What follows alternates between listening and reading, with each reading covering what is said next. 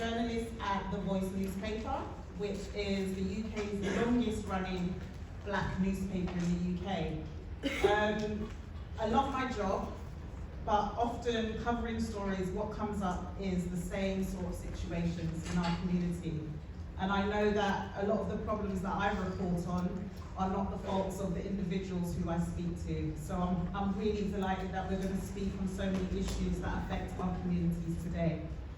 I'm going to introduce the panel. So you've just heard from Noni Makiwana, who is the co-director of Decolonizing Economies. She's also the author of Harjab Press's forthcoming book, Our Value is Care, and the co-director, of course, of Decolonizing Economies. On the far end there, we have Candice James, who is the director of Loughborough Community Centre, which is situated in the heart of Brixton. She's been the director for 14 years, and the charity focuses on supporting families and children experiencing poverty. We also have Monia Yassin, MBE, who is the CEO of Rooted Finance. And she has over 20 years experience working in financial inclusion. Monia leads Rooted Finance, supporting London's diverse ethnic communities in financial distress. And last but not least, we have Hugo Okoku, thank you Hugo, who leads the Trust for London's Racial and Economic Justice Programme. He previously directed programmes at the Four Trust, managing grants for UK-based small charities and social enterprises. Hugo has also spent 6 years in social investment business, handling investments, grants, and business development. So thank you to our wonderful panel. And what we're going to do, we're going to get started with the first question. So as we know, black and minority ethnic communities, single-parent families, and households with a disabled member are amongst those to be hit first and hardest by poverty, problem debt, and wider systemic economic inequalities. Could you explain how and why poverty, debt, income, and wealth inequalities are intersectional, social, and racial justice issues? Now, I don't know who wants to start first. Monia? Thank you. I feel like I should go first because we are a debt charity and we work in this space. So Rooted Finance is a specialist debt advice charity working with communities across London. And I think one of the things that has always been stark to me as a woman who's black, Muslim, is the amount of people that look and sound like me that come and use our services. And that's always grated me. And I think one of the things that we've always looked at is why that happens, always asking the question why. And I think one of the areas that we've always looked at is the systemic issues. So I've been in financial inclusion for over 20 years, don't mind saying that. But effectively, it's always been an individual problem. People can't budget, people are feckless, people are not thinking about their futures, they're thinking about now. We're in a bling bling culture. I've been through all of those cycles. And the reality is actually the system sets people up to be in difficulty and then make choices that are rational at that stage and then focus on their short term because they haven't got the bandwidth to think about anything else. So just thinking about the demographics of the people that use our services and who are usually more likely to be in poverty. It's unbelievable that if you are black African or black Caribbean, you are more likely to be in priority debts. You are more likely to have secondary debts that are twice the number of your white counterparts. You are more likely to owe rent arrears and council tax debts. And the consequences of not paying those lead to eviction, bailiffs, court action. And we also know that our Muslim communities are amongst the most poor and in entrenched poverty. So if you're black and Muslim, guess what? You're probably more likely to be in severe financial distress. But we also know that effectively, the system looks at how people are engaging with the financial services system. So if you are using Partner, and if you are using Hubert, which is the Somali term, you're actually excluded by the support services that you're used to, because credit reference agencies are not picking up your financial behaviours. It's not set up to be able to serve the needs of you and your communities. And effectively what you find yourself doing is continuing to be excluded by the financial services sector, because A, they don't want to understand how you use your money, what your motivations are, but secondly, they also don't have systems and regulations in place, because there's nobody that looks like you that's designing those systems. There's nobody that looks like you that's thinking about the regulations that are needed to kind of make sure that husbands and partners are effectively looked at as safe ways for people to build up their community. So I think I'll stop there for now, because yeah, I could go on.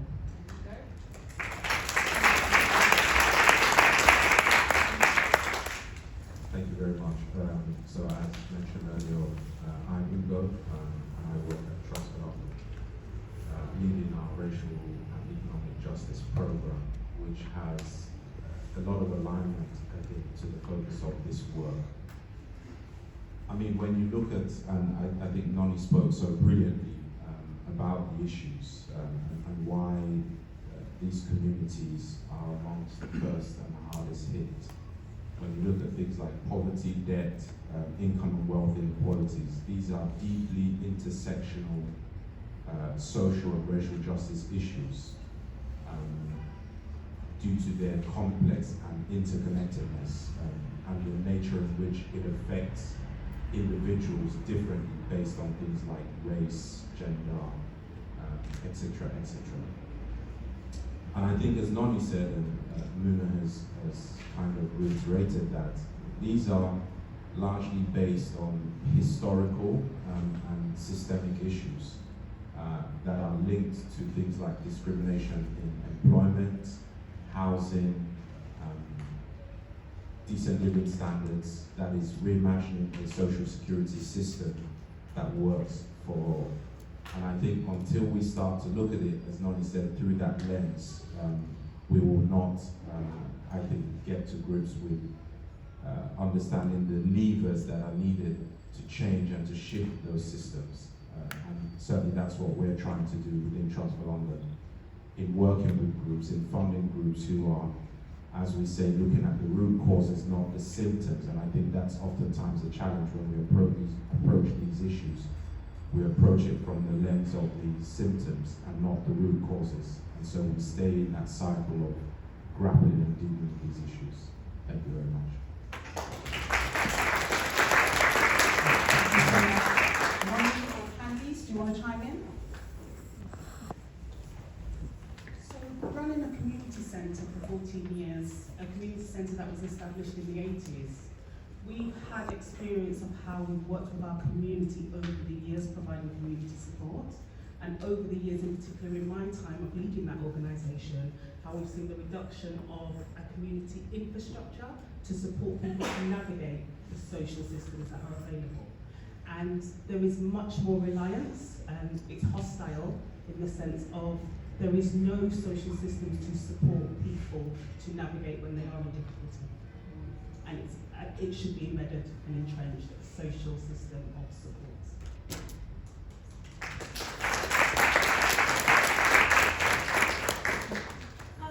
I think of, under the construction of the economy, we were never meant to be participants in the economy. We were supposed to be the commodity, we were traded, we were supposed to be the workers, and even in the current system, we aren't able to participate. And I feel like all the panelists have said that, it's just like, it's not meant for us, and I think it shows up in so many different ways. Yeah. Thank you, great points there. And I think just to point out what you were saying, Candice, about your community centre, that it provides like a wraparound service for families, from the youngest to the oldest to the parents. They can come there and get different things, whether that's childcare, whether that's financial advice, after school clubs and stuff, and that is definitely something that needs to be rolled out everywhere. So I think you're doing a fantastic job. So I just want to congratulate you for running a community service so essential to our communities for so long.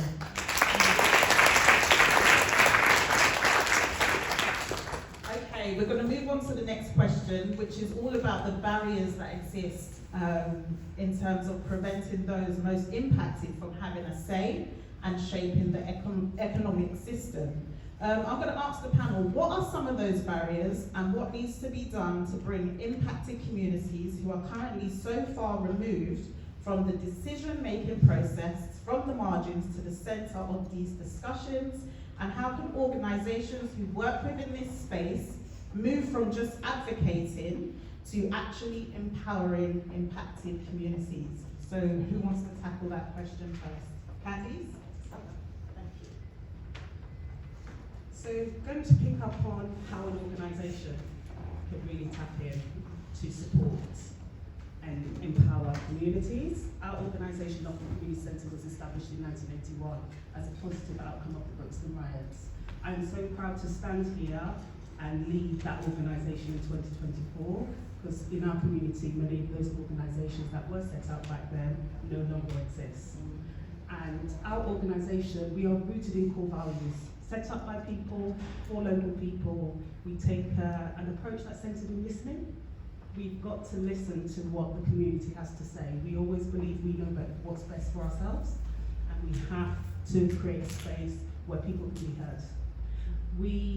Our second value is centred around collaboration. We know we can't do this work alone. There are so many partners and stakeholders in our community that create a thriving society. And although we'd love to be the master of everything, we can't work alone. So we pull in many local partners, many people in this room that we've aligned and worked with over the years. And then the next is creation. We believe we're best to act in the best interest for the community. We're lucky enough to have a space to be able to deliver services, but you have to meet people where they're at. So it does mean that we've got to do a bit of outreach, meet people in schools or other health and statutory places. I mean, most people love our space, and Max Roach is a home from home. So you meet the community where they're at, but you support people to be able to feel they have the confidence to take action within their own lives.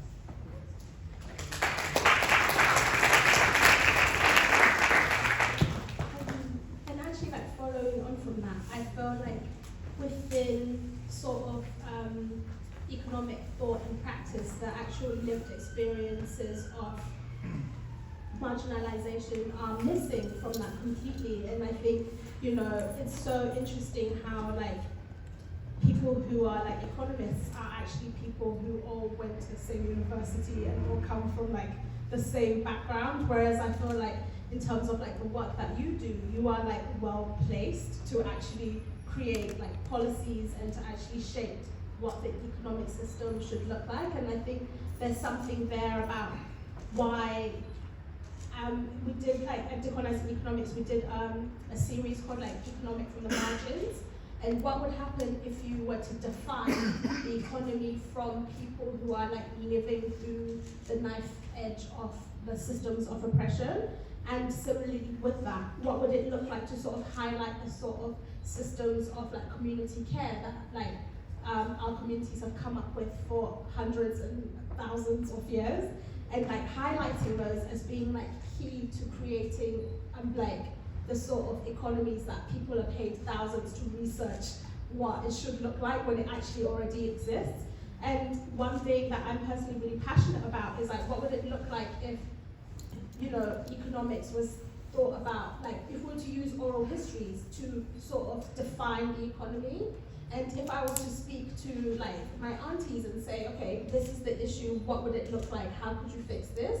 Instead of like someone who has never lived the same lives as us. And what would it look like to visibilize those stories so that everyone feels like economics like doesn't happen above, it's in our everyday interactions and in our sort of relationships with each other, and sort of visibilizing those and putting the power and mobilizing towards this. I think there's something about like how we can all have a say in what the economy looks like, and that doesn't happen without us. And you made some really good points there about economists all being from like this same group that, you know, have similar backgrounds. I think, you know, we need to have representation in these spaces so that we feel like, you know, we have a say and that our voices are valued and our opinions are also valued. Anyone else? Thank you. I thought it would be interesting to speak from a sort of funder perspective, because I know a lot of conversations, certainly in the last 3-4 years, have been around how do we shift power, essentially, and resources. We understand what the problems are, that lack of representation, and therefore it means the policies that are being designed don't reflect the needs of the communities that they're supposedly being designed for. So I think as funders, we have to reimagine, I think, the way philanthropy works. We have to reimagine our role within philanthropy. I think there is a lot of fear around letting go of power and access to resources. And I think we have to center the voices of communities who are the most proximate, if you like, organizations or voices to the issues that we are trying to resolve. There has to be more funding and resources that goes towards building the capacity of, Candy spoke about her organization, how long they've been working in this space. But my guess is they lack the capacity, they lack the resources to be able to do this work. And I think that's, we have to be bold enough. And I think from a funder's perspective, we have to move towards more participatory approaches. And there is a spectrum on that participatory approach. And I think as funders, we are comfortable when we feel like, okay, I have one person of color on the committee who is deciding where the funding should go, and I've sort of fulfilled my obligation in that respect. But I'm talking about more onward granting, more onward investing, and actually giving money that is actual capital to these organizations to do the lending, to do the investment, because they understand what their communities need.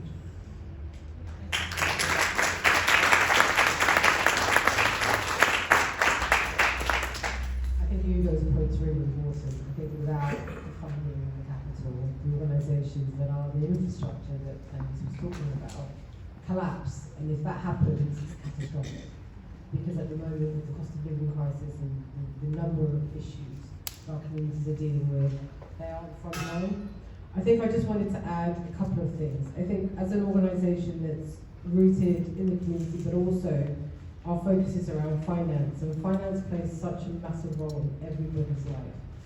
And one of the areas that we try and work around is ensuring that we destigmatise the issue around debt. Everybody thinks it's very personal, they've done something wrong, and I think it's incumbent on us within the organisations in the sector to normalise the conversation around that. Because if you want people to be involved, if you want that lived experience, and if you want that collaboration, people need to feel safe enough to come forward, and I think we play a massive role as part of that. The other flip side to that is working with the financial institutions is that we're often challenging them, and we're challenging them for basic things like humanising people, recognising that people have aspirations. They're not just going from day to day and want to just stay where they are. Thinking about black communities and stopping the othering that happens. And I think Noni explained it beautifully around we are commodities. We're not seen as assets within the economy. And I think the other key thing for me is also around building agency within our communities. So ensuring that they understand that actually they contribute to this economy and where they put their money matters. And if we can get that message across, and if we can ensure that there is an active solution to people being able to vote with their feet and with their money, I think the impact would be much, much more meaningful.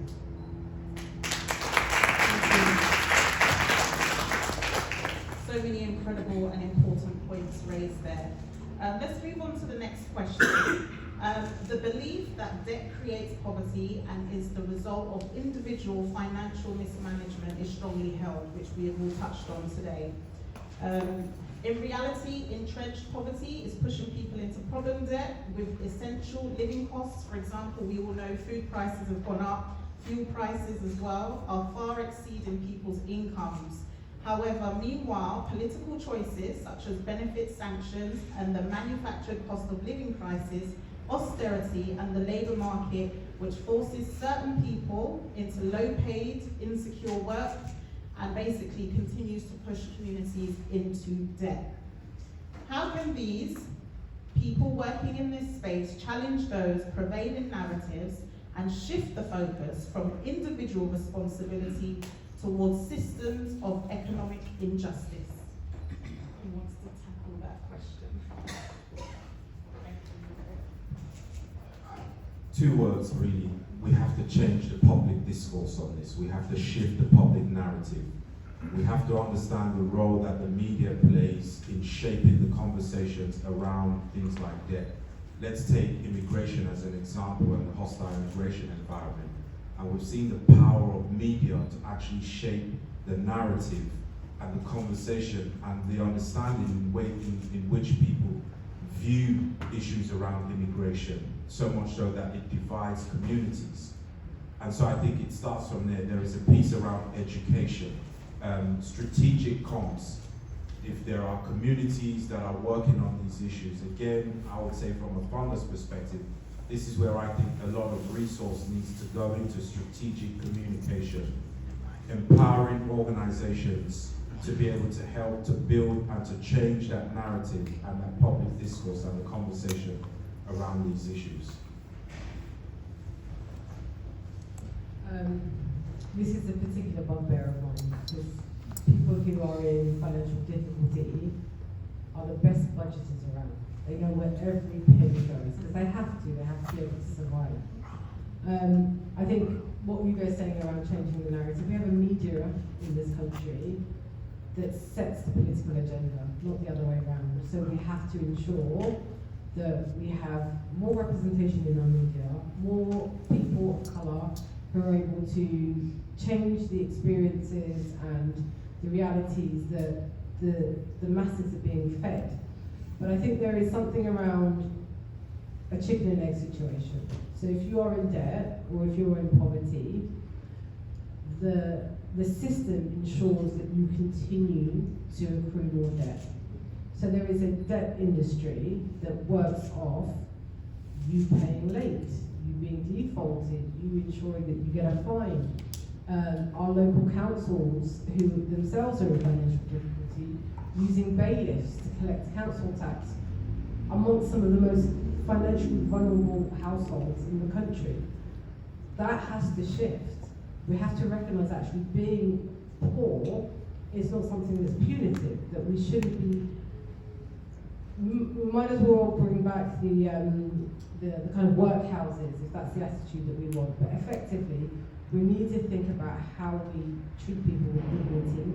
We need to ensure that there isn't an industry that feeds off this, and we need to ensure that our financial institutions and our state, which actually most of that money is owed to, and who then farm it out to private organisations who make money off this, that we shift that whole narrative and that whole culture, and it comes back to systemic changes. And until and when we make it unacceptable for somebody to profit of somebody else's misery and financial circumstances, that will change.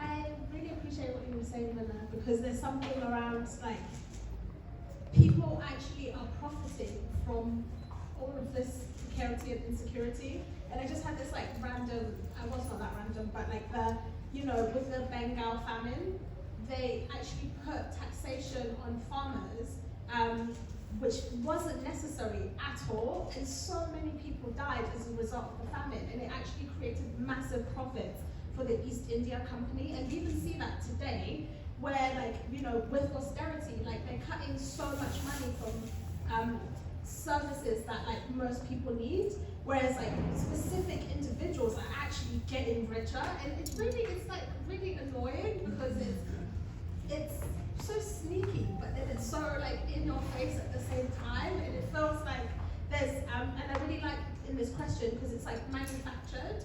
It's not a fact. It's not, it serves no real function apart from making profit. And I think there's an element of like how organizations, specifically NGOs, are playing into these narratives which are manufactured. How can more like of these NGOs that hold a lot of resources, a lot of like money, a lot of power, continue to debate things which are not necessarily debatable because it's just like made up, you know, like you can't debate whether people need to live or not. Like it's not a fact of, it's not a conversation starter, it's just ridiculous. And I find like that I wish there was more of a refusal to engage in narratives that are false, and like more accountability around the ways in which the sort of like mystification of economics or like the mystification of public policy is meant to keep these myths running, and it's just stupid, I think.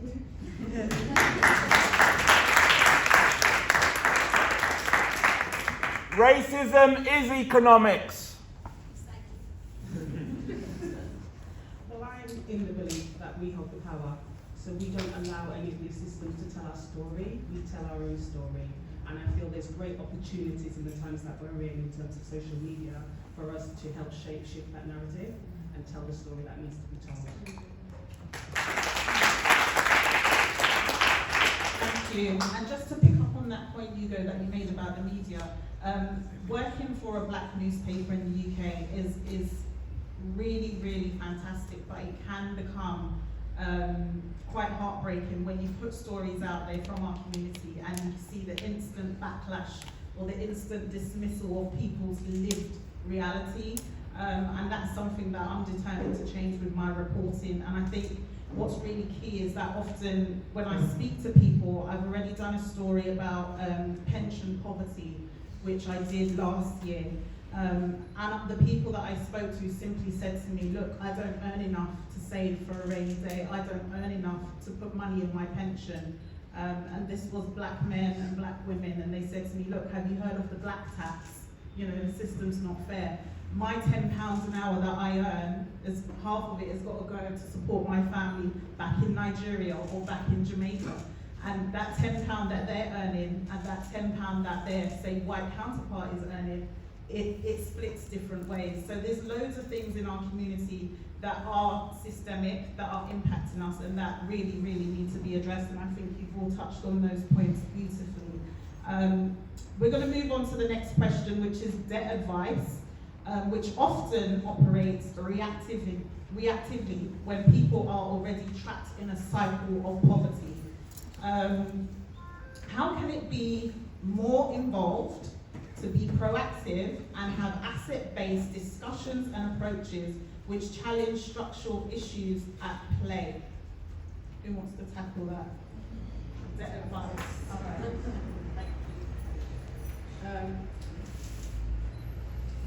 I completely agree with the premise of this question. So one of the things that really annoys us at Rooted is that funders do not want to fund preventative work. So unless a client is in debt, so you have to be in difficulty before you can seek advice or be given advice. And I think one of the things that really annoys us is that there are people who are proactive who come to us and they don't need financial capability support. They need support around how do I prioritize, how do I speak to this creditor before things go a little bit awry, how do I ensure that I can income smooth for a couple of months, but we're not funded to give that.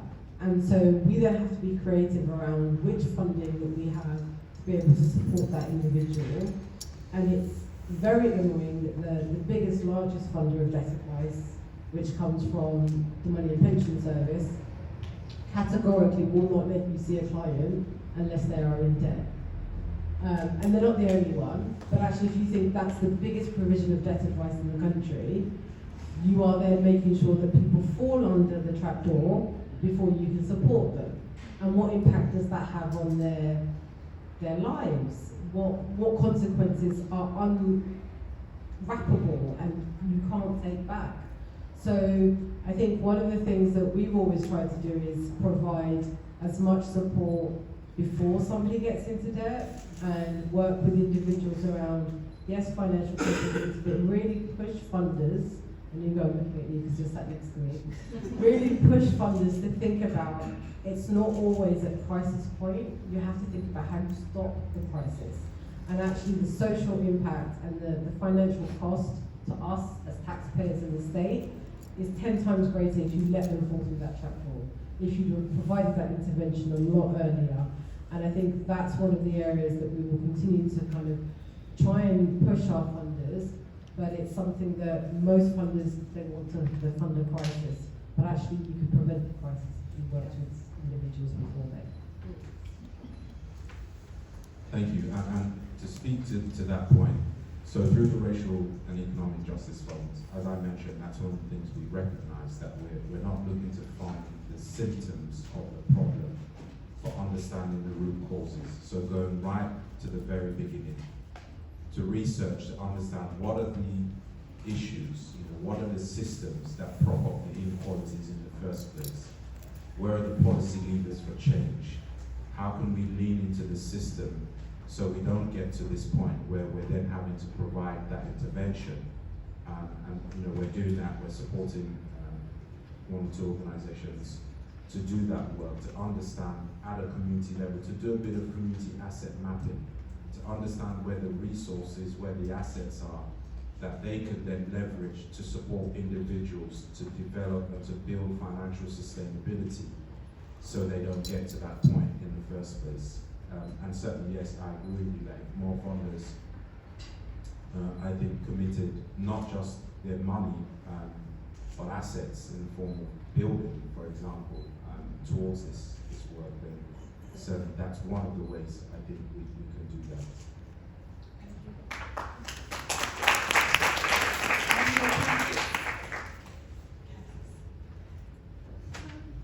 Just considering how my partners within my space and navigating this area, I'd say one thing that is missing is financial literacy support for them to really understand the systems that are at play.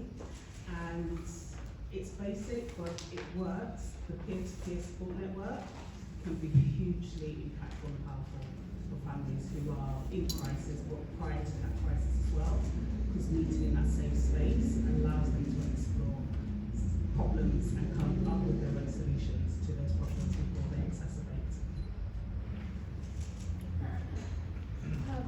I was just listening to everyone else's. I don't have anything to add. Oh, thank you. All right, let's move on to the next question, which is what needs to be done to ensure discussions around poverty and debt incorporate a broader understanding of systemic issues, including the historical context of colonialism and its impact on marginalized communities. I think one of you touched on this earlier. Do you want to go ahead first? Let me just read it to myself again. So I think there's something around like how sort of thinking about like the sort of like asset-based approach of lots of like communities are in need of specific resources that, and I feel like everyone touched on this, of like what is like valued by like funders or people with like investment within our communities. It tends to just like fund like the problem and not actually the long-standing things that are going to last more than 2 years. And I think there's this whole thing that like the solutions need to be innovative or like different, you know, and like techie, and actually lots of the sort of solutions that exist are pretty simple. It's just meeting people's needs, and it's not complicated. It's pretty like straightforward, and I think a lot of that work is run by like Black women within their communities, and there's a real separation between like Black women within the communities and the sort of access to like resources, power, and capacity to like build. What am I saying? You know, like when you're just talking sometimes and you just hear yourself talk. But I think like the solutions are already there, and there's an element of visibilizing those solutions. And just to talk a bit about economics, which I love to do, there's this idea of like the pluralist economics framework, which is like there's all of these alternative ways of existing within the community that are not based off of like wage labor and stuff. Sounds boring, but like, you know, like the things that are in our relationships with each other, like how can we sort of like invest in ways that we're able to borrow from each other, like radical lending libraries, so people aren't like paying for things that are already there, you know? How can we invest in like community gardens more? And like, it's pretty simple, but like how can you just visibilize and put power behind the solutions that exist without having to go and do like this massive research and like actually just like speaking to people like Candice about the work that they're doing and like finding out how we can put power and resources behind that.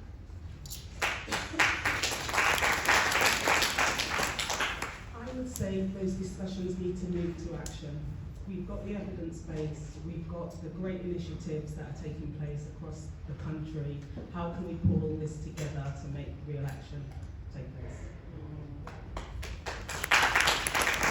Thank you, Candice. So let's talk more action. Yes. Yeah, absolutely. Okay, I want to thank everybody on the panel. We do have to draw the discussions to a close. It's been wonderful hearing everyone's perspectives on how we can change things for the better for our community. I'm now going to call Danny to come and give us some closing remarks. Thank you.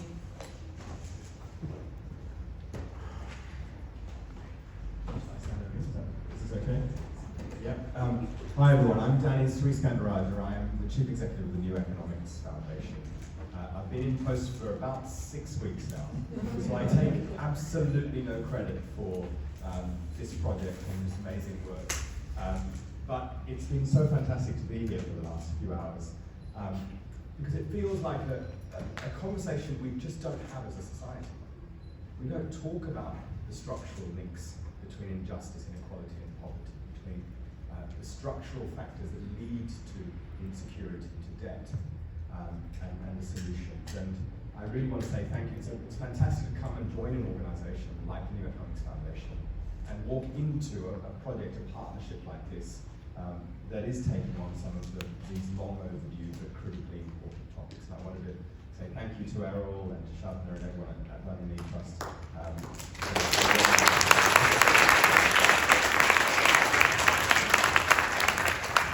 And also to Dan, to Tommy, to Sarah, to a whole bunch of my colleagues at the New Economics Foundation, including my predecessor, the wonderful Miata Fanbele, who some of you will know, will hopefully become the next MP for Effingham Campbell. All of whom at NEF were also important in setting this project up. And to our funding partners, Oak Foundation in particular, thank you for making it happen.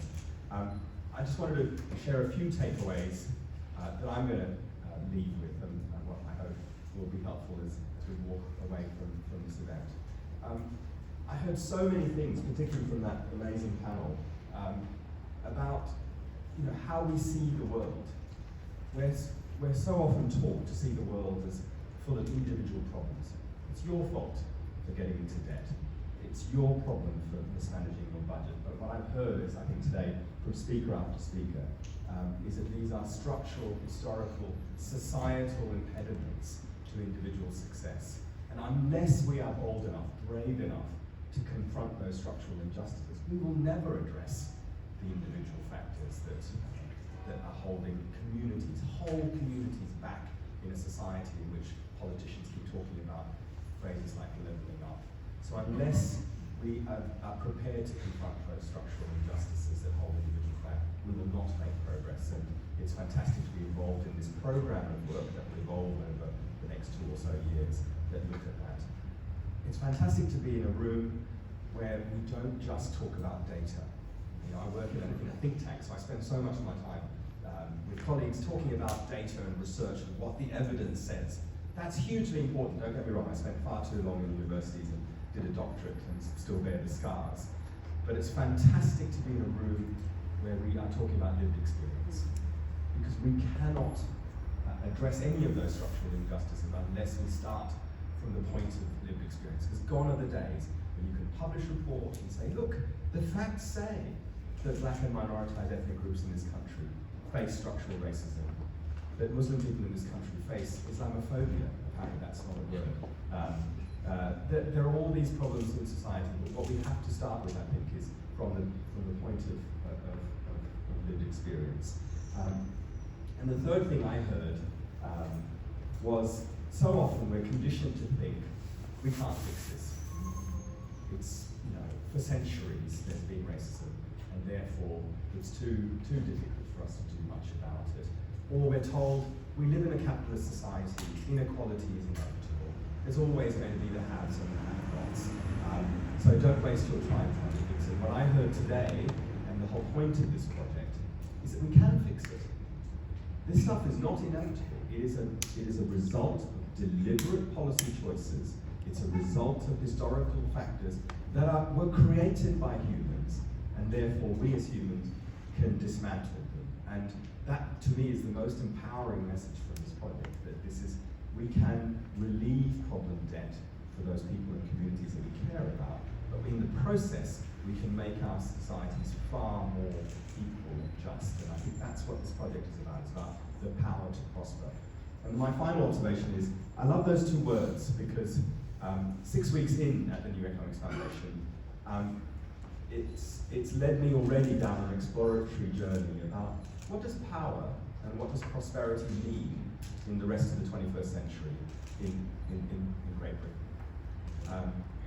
I think first, we have to come to terms with what sort of power we want to see around us. Gone are the days when we invest power in some elected representatives a couple of miles up the road in Westminster. Gone are the days when these amazing institutions that were supposed to deliver a more just and sustainable world will hold power. Gone are the days when power works in a sort of top-down way. And what we need to be doing is creating new forms of power, power within, the power within all of us, within our communities, freeing ourselves from the scarcity mindset, as several speakers talked about, and the power with, the power that we have when we stand together as communities, when we organise and build power together. And so that word power in the power to prosper, I think, is a lovely word that we need to really interrogate and own in new and create powerful ways. And finally, prosper. What does it mean to prosper in the rest of this century? It can't mean what we've been told prosperity should mean by orthodox economics. Right? Because if prosperity means eye-watering levels of wealth accumulation by some, if prosperity means historically unprecedented rates of inequality, if prosperity means that the world's 5 richest men, they're all men, doubled their net wealth in the last 2 years, if prosperity means that we screw our planet and make life really, really hostile and difficult for future generations, or maybe even ours, then that's not the prosperity that we want.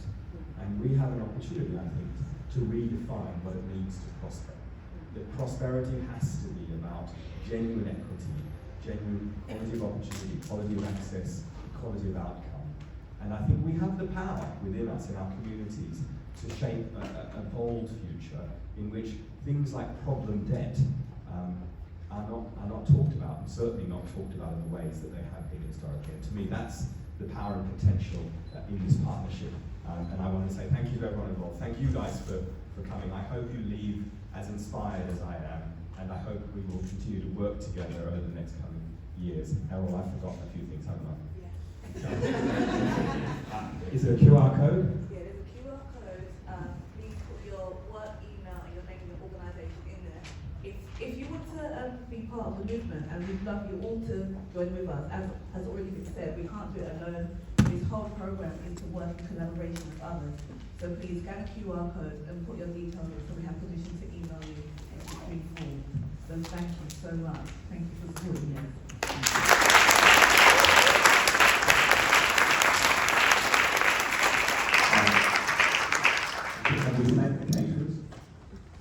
Because that food was fantastic. You made it. Thank you. This is QR code.